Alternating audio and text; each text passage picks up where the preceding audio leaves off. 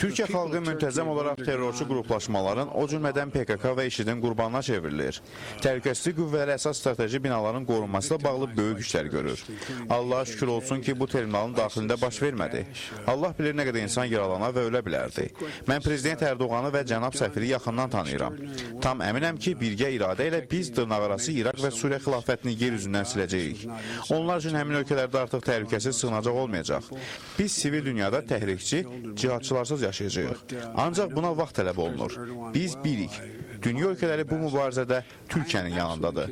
Avropada, Birləşmiş Ştatlarda, Afrikada, Şimali Afrikada baş verənlərin şahidi olmuşuq. Onlar yalnız bir şeyə nail olublar. Bütün dünyanı özlərinə qarşı birləşdiriblər. Biz onlardan üstün olacağıq. Türkiyə xalqı son dərəcə iradəli, qətiyyətli xalqdır. Onlara sadəcə heyrət edirəm. Onların terrora necə sinə gəlməsinə heyranam. Terrora qarşı mübarizədə birgə uğur qazanana kimi dayanan deyilik. Distorted jihadist in a way that